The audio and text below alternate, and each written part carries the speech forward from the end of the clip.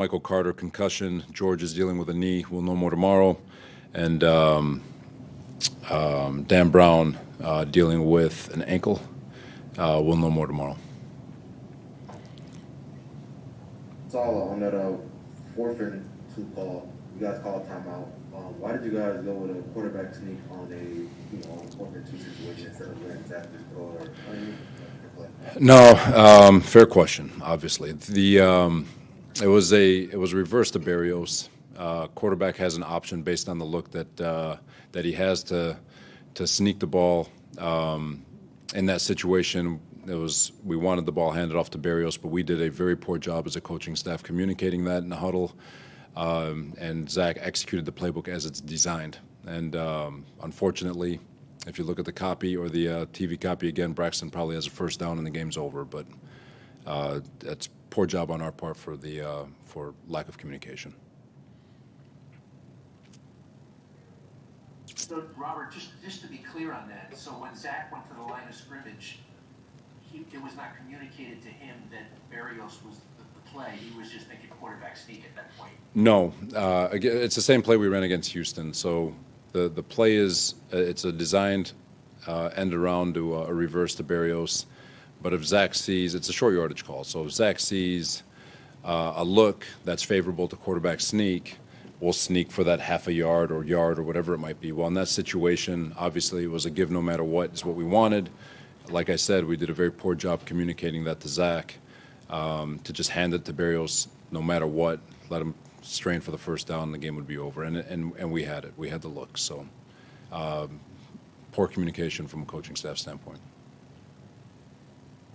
Coach, how about the effort your team gave for almost 4 quarters and the performance that they had today? Yeah, it's unfortunate that we're going to be talking about the last sequence of events there, but I thought our guys were outstanding today. They deserve better. We won that game, and we've got to be better for our players. Zach was outstanding. Our run game was outstanding. All the way across the board, everybody was outstanding. Defensively, we held up, did a lot of great things. A lot of young guys made a lot of great plays, and there was a lot of things that I thought was fantastic from our group against a championship football team. And they deserve better. Robert, a lot can be made about moral victories that you guys can win despite losing. Do you look at this as one of those? Do you look at this as a moral victory? I don't believe in moral victories, Connor. You win and you lose. Robert, what did you tell Zach and the rest of the guys in the locker room after this? Same thing I just told you guys. There's I'm not going to let one sequence destroy what I thought was an unbelievable effort, winning effort against a championship football team. And they deserve better. We got another game, obviously, to play with Buffalo, and I feel like we've improved. We've done nothing but improve. Zach's gotten a lot better. All our young guys have gotten a lot better. Defense has gotten a lot better over the course of the last half of the year, and obviously that's not what we're going to talk about, but that's what happened. Robert, when you say they deserve better, are you putting this on the coaches? Is that what you mean, that the coaches lost this game? Yeah, we got to be better as a coaching staff in terms of communication and making sure that everything we want is exactly the way it needs to be done. And that's a first down to Berrios, and we're talking about something completely different right now. Forgetting about the play call for a second, you could talk about the actual decision to go for it on 4th and down, where a field goal would have made it 7, and they had no timeouts left. Yeah, it's a same situation. They're backed up. So they actually would have had longer to go. They still need a touchdown. They went for 2 anyway and got the 2. So we're a yard away from keeping the ball out of the greatest player in the history of football's hands. I'll take that yard every time. Robert, with that being said, they had 93 yards to go with no timeouts. Obviously, he is who he is. But did you feel like your defense was going to come through for you there in that sequence? Yeah, unfortunately, obviously the last play. The touchdown, we got to be better from a coverage standpoint. They shouldn't be getting explosives in that situation. We're basically in a 2-shell, and he still managed to catch a fade ball. It's not good. So yeah, I felt with no timeouts that we do a good job, keep the ball in front of us. Thought we did a good job a couple of times tackling it in bounds and making sure that the clock ran. And we had an op. We just needed to tackle him in bounds one more time, and we would have been looking at a last play effort to win it. But unfortunately, it didn't get to that. Robert, I realize this is inconsequential with the game, but Denzel, I don't think Denzel didn't snap today. What was behind that decision? I don't have that answer right now, cause. Robert, is it fair to say this is the hardest loss for you this season?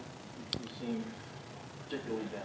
No, it's not the hardest one, because there's so many great things to take from this game. Our guys played their absolute tails off, and we were right at the cusp of everything. We were a yard away. You know, it was a theme of the training camp, was talking about 1 yard, and most games can be looked at, and you can look at 1 yard, and we had an opportunity to win this game. Had the right play call. It just was poorly communicated, and the result is what it is. We'll take a few more for Coach. A few more. Robert, just so I understand, if the situation was 4th and 1 or short half yard, is that where Zach had the option to say, okay, I'm going to sneak it there, they look like it's 2 yards, you guys would have said no, hand off the area? Yeah, it's a short yardage call, so that's 4th and 1 or less. Obviously, we stretched it to 4 yard and a half or whatever it was. Braxton's one of our best players, and we wanted the ball in his hands, and we just didn't communicate it the way we needed to across the board. He executed the playbook, and in that situation, we needed to communicate to him, hand this ball off no matter what.